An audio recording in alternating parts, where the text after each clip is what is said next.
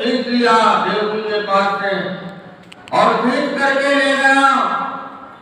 तो ये मारने के लिए पत्थर रख रखा था उसने एक जगह, तो उसी पत्थर के पास पैर पकड़ करके उसका ले गया। अब वो तो योग माया थी, तो जब उसने पैर पकड़ करके ले गया तो बड़े जोर से वह चट्टान पर उसको दे मारा। परंतु श्री कृष्ण की वह छोटी बहन कोई साधारण कन्या नहीं थी, देवी की, उसके हाथ से छूट करके वो तुरंत आकाश मार्ग को चली गई। जब आकाश मार्ग को चली गई और अपने बड़े बड़े 8 आंखों में आग लिए फिर पड़ी। जब उन्होंने आकाश मार्ग में गई तो उन्होंने अपना पूरा रूप योग माया का रख लिया, अष्टभुजी दुर्गा का रूप रख लिया। और जब दुर्गा का रूप रख लिया तो 8 हाथों में उन्होंने अस्त्र शस्त्र आयुध लिए एक पड़ी थी और दिव्य वस्त्र माला, चंदन और मणिमय माला आभूषणों से विभूषित थी। उसके हाथों में धनुष, त्रिशूल, वार, ढाल, तलवार, शंख, चक्र और गदा थे। तो जब सिद्ध चारण आदि उनकी स्तुति कर रहे थे तो उस समय देवी ने कंस से कहा, अरे मूर्ख, मुझे मारने से तुझे क्या मिलेगा? तेरे पूर्व जन्म का शत्रु तुझे मारने के लिए किसी स्थान पर पैदा हो चुका है। अब तू व्यर्थ में दोष बालकों की हत्या ना किया कर। अब तो तेरे मारने वाला कहीं पैदा हो चुका है, अब उसको मारने से तुझको क्या मिलेगा? तब जब इस प्रकार से कन्या ने आकाशवाणी किया तो देवी की यह बात सुनकर कंस को असीम आश्चर्य हुआ। कंस को ऐसा आश्चर्य हुआ कि अब वो कहां जन्म ले लिया, अब उसका पता कैसे लगाया जाए? पता नहीं मुझे भयभीत कर रही, क्या कर रही है। कंस जो है ऐसा सोचने लगा। तो उसने उसी समय देवकी और वासुदेव जी को कहने से छोड़ दिया और बड़ी नम्रता से, बड़े सहनशीलता से उसने क्षमा मांगी और विनय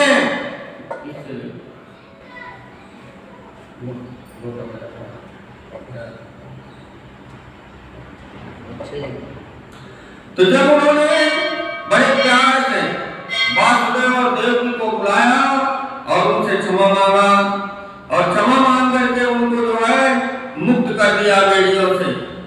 और जब मुक्त कर दिया तो जिन्हें भगवान के दर्शन हुए हों उन देवकी वासुदेव के दर्शन का की क्या ही फल है कि पापी कंस के हृदय में विनय उदारता यानी सद्गुणों का उदय होना। जब भगवान के दर्शन उनको हो गए वासुदेव देवकी को, और जब कंस को ऐसा हुआ कि उसका हृदय जो है कोमल पड़ गया। जब उसने देवकी वासुदेव के दर्शन किए तो उनका हृदय कोमल पड़ गया। जब कोमल पड़ गया तो उन देवकी वासुदेव के दर्शन का ही ये फल है कि पापी कंस के हृदय में विनय उदारता आदि ये सद्गुण उदय कहां से हो गया? कंस के हृदय में ऐसा सद्गुण कहां से आ गया जो देवकी और वासुदेव को क्षमा कर दिया और उनके हृदय में जो है ऐसा अभिप्राय हुआ, पश्चाताप हुआ। परंतु जब तक वह उनके सामने रहा तभी तक वे गुण उसमें रहे। जब तक कंस देवकी वासुदेव के साथ रहा तब तक ऐसे रहे।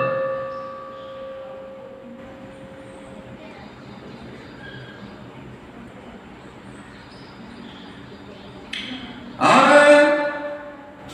दुष्ट मंत्रियों के बीच में जैसे वो पहुंचता है,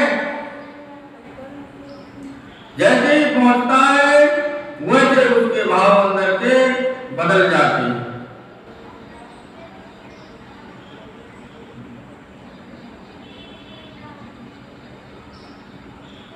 और जब बदल जाते हैं तब वो देखता है कि अभी तक वहां जब था, जब मैं कैसे था, यहाँ कैसे मेरा मन बदल गया।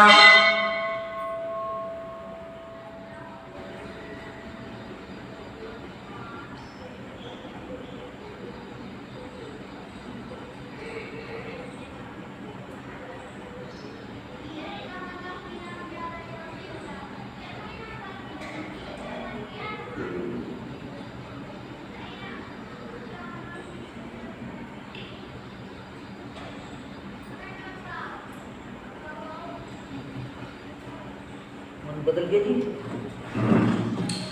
जब वो अपने दुष्ट मंत्रियों के पास गया, तब उसका मन बदल गया और मंत्रियों के बीच में जाते ही जो तो जैसे पहले था वैसे फिर से हो गया।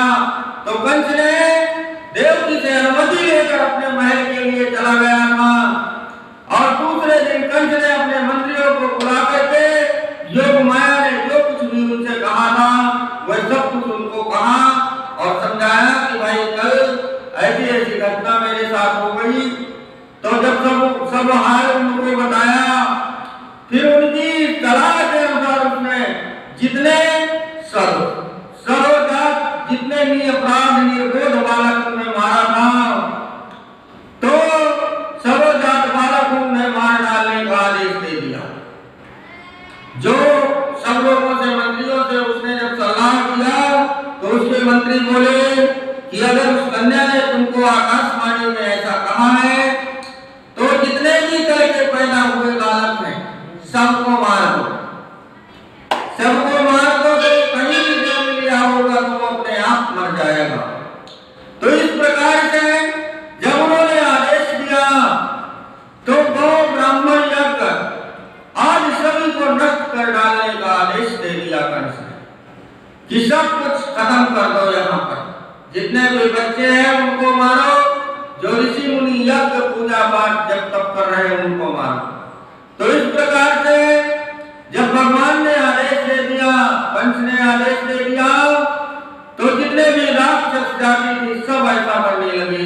सब छोटे छोटे बच्चों को खींच खींच करके जान से मार देते थे और जो साधु महात्मा यज्ञ कर रहे थे उनका यज्ञ विध्वंस कर देते थे। तो इस प्रकार से जब गोकुल में नंद बाबा बड़े मानसवी और उदार थे, बहुत ही उदार व्यक्ति के पुरुष थे। उदार का मतलब जानते हो ना, जिसके अंदर हौसला हो किसी बात का, कि वो उदार थे और पुत्र जन्म होने पर तो उनका हृदय और आनंद से भर गया। वो और भी ज्यादा उदार हो गए, दान धर्म पूजा पाठ करने में और भी उदार हो गए। तो उन्होंने स्नान किया और सभी ब्राह्मणों को बुलाया और बुला करके सुस्ति वाचन और अपने पुत्र का जाति कर्म संस्कार करवाया। जब जाति कर्म संस्कार करवाया तो सारी देवता और पुत्र भी विधि पूर्वक पूजा करवाई। तो संस्कारों से ही गर्भ की शुद्धि होती है। जिसके जैसे संस्कार है उसके वैसे ही माता के गर्भ की शुद्धि होती है। ये प्रदर्शित करने के लिए अनेक दृष्टांतों का उल्लेख करते हैं। तो उस समय से नूतन जल एवं अशुद्धि भूमि आदि स्नान से, शरीर आदि प्रक्षालन से और वस्त्र आदि संस्कारों से, तो गर्भ आदि तपस्या से, देखो जो नूतन है समय जो होता है, तो नूतन जल एवं अशुद्धि जो भूमि है, भूमि की शुद्धि जल करता है। जब भूमि में जल गिरता है तो भूमि शुद्ध हो जाती है। और जब शरीर है, जब शरीर में स्नान करते हैं, तो जब स्नान करते हैं तो ये शरीर शुद्ध हो जाता है। और जो प्रक्षालन होता है, जैसे हम लोग जाते हैं ब्राह्मण लोग पूजा करवाने के लिए, तो 3 बार जल देते हैं, कहते हैं ओम केशवाय नमः, माधवाय नमः, नारायणाय नमः, फिर कहते हैं पी जाओ। तो जब उसको पी जाता है इंसान तो उसका मन और शरीर शुद्ध हो जाता है। तो प्रक्षालन से शुद्ध हो जाता है। और जब शरीर में धुले हुए वस्त्र आदि पहनता है तो वो शुद्ध हो जाता है। उससे जो संस्कार है और जो संस्कार होते हैं व्यक्ति के, जैसे पूजा और सही मार्ग पर चलना, ये संस्कार कहलाए गए हैं। तो जब व्यक्ति ऐसा संस्कार करता है तो कर्म आदि तपस्या और जो तपस्या होती है, पूजा पाठ होता है, इससे माँ का गर्भ जो होता है वो तर जाता है, माँ का गर्भ जो है वो शुद्ध हो जाता है। तो इंद्रादि यज्ञ से, ब्राह्मण आदि दान से, और जैसे यज्ञ करो इंद्रादि को यज्ञ करो तो ब्राह्मण आदि दान देने से, ब्राह्मणों को दान देने से और धन धान्य आदि और संतोष से मन आदि द्रव्य शुद्ध होते हैं।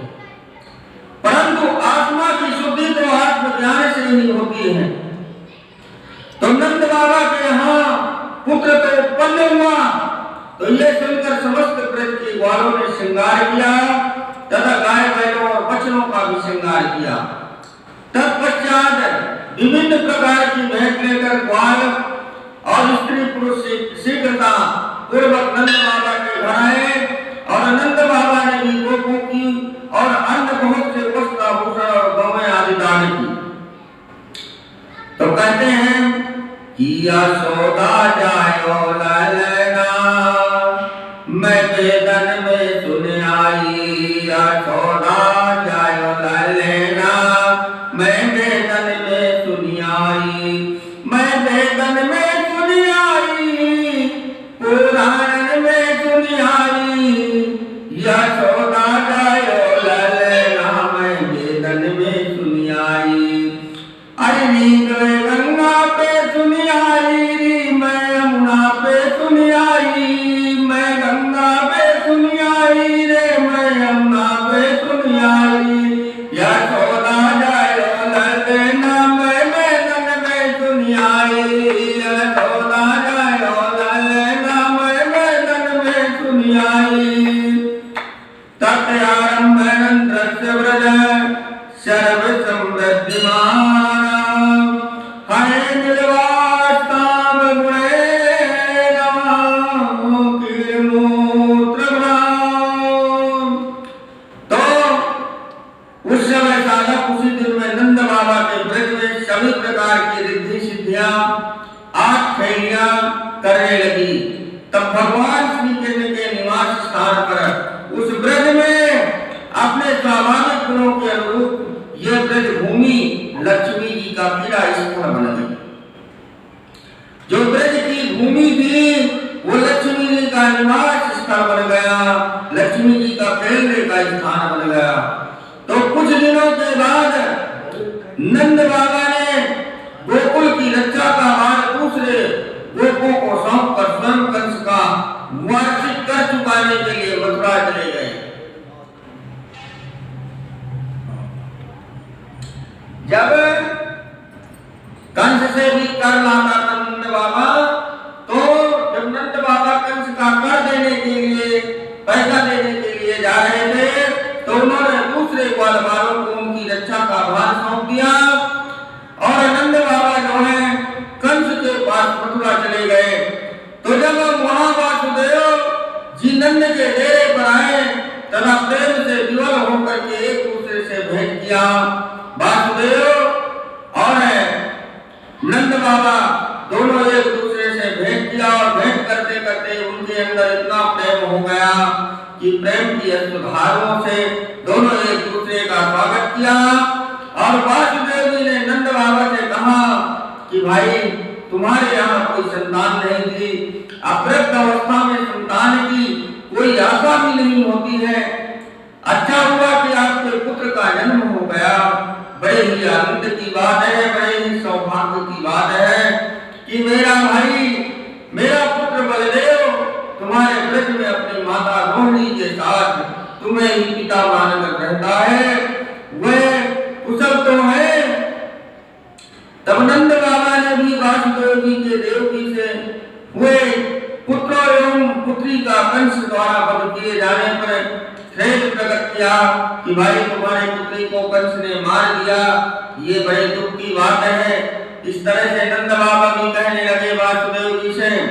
तो एक दूसरे के मन का बोझ उन्होंने ऐसा कह करके हटा दिया, और दोनों एक दूसरे से कुशल क्षेम पूछा। और जाने के बाद वासुदेव जी ने नंद बाबा से शीघ्र ही गोकुल गोकुल लौट जाने को कहा कि नंद बाबा आप जो है सीधे अपने गोकुल जाइए, यहाँ आप ज्यादा समय मत बिताइए।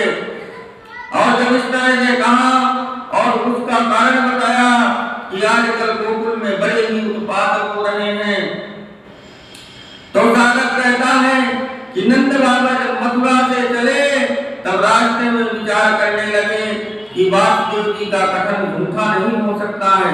वासुदेव जी जो कहते हैं वो सदा सत्य कहते हैं, कभी झूठ नहीं बोलते हैं। तो उनके मन में उत्पात की शंका होने लगी। नंद बाबा के मन में शंका होने लगी। किसी बीच कंस ने उस नव उत्पात बालक को नाश करने के लिए पूतना नाम की राक्षसी को भेज दिया।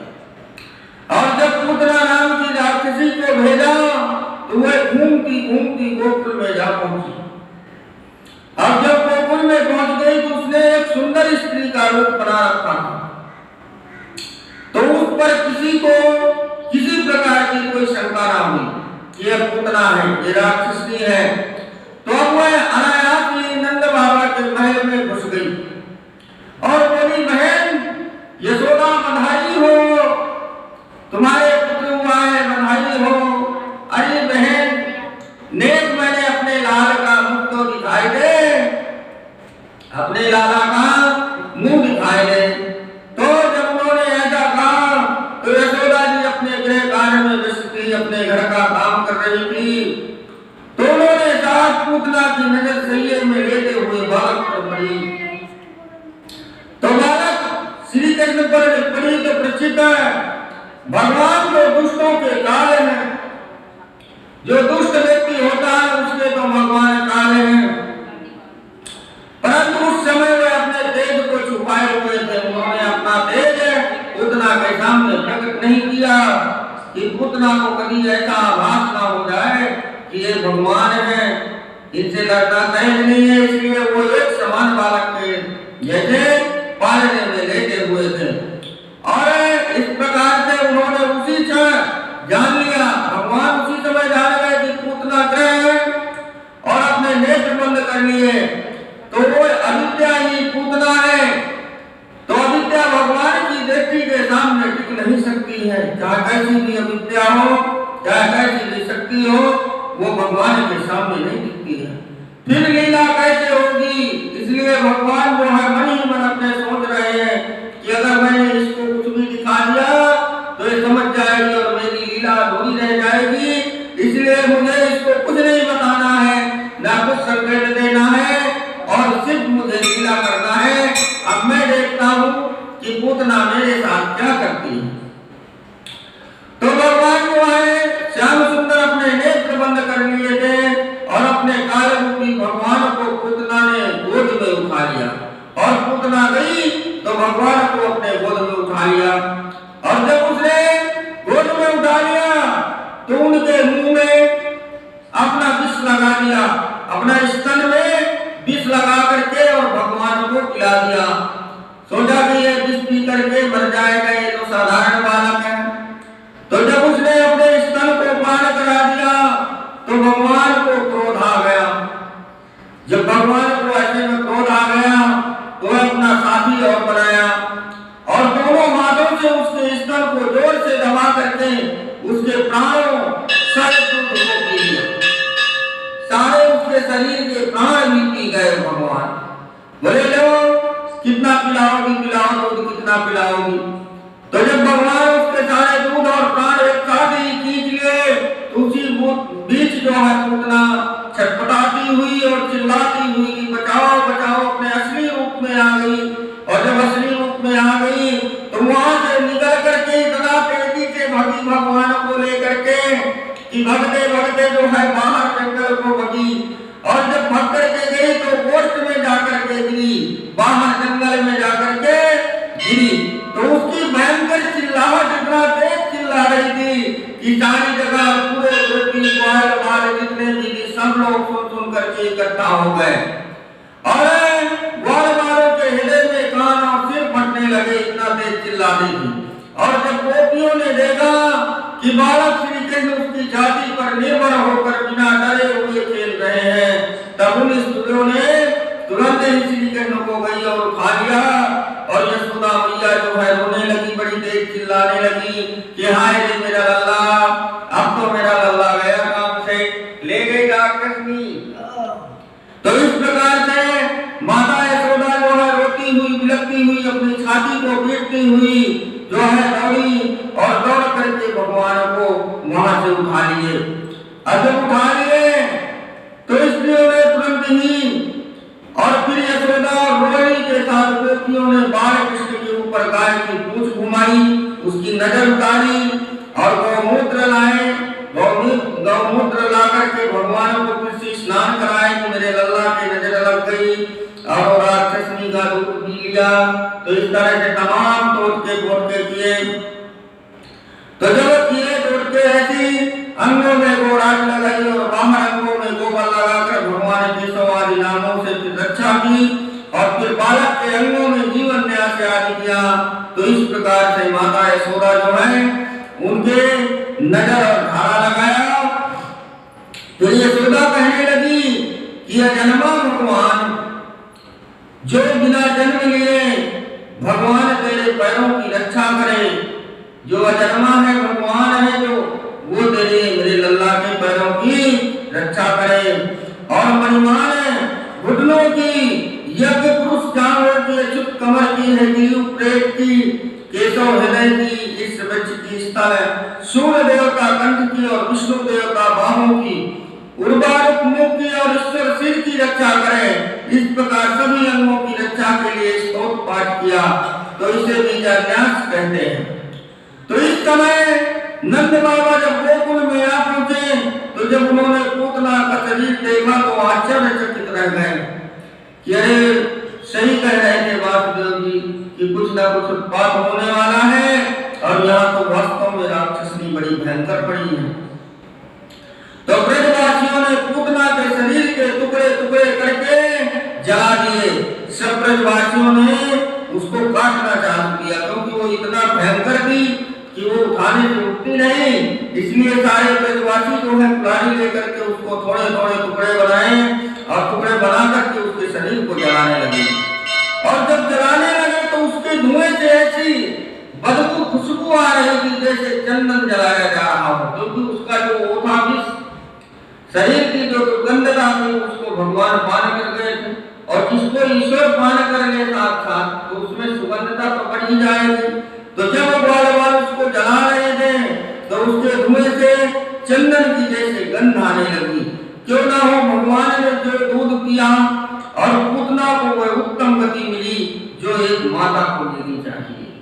तो उस तरह की गति उसको दे करके और भगवान जो है आकर के फिर से माता यशोदा के घर में पालने में माता ने उनको फिर से लिटा दिया और उधर जो है पूतना का उद्धार कर दिया भगवान।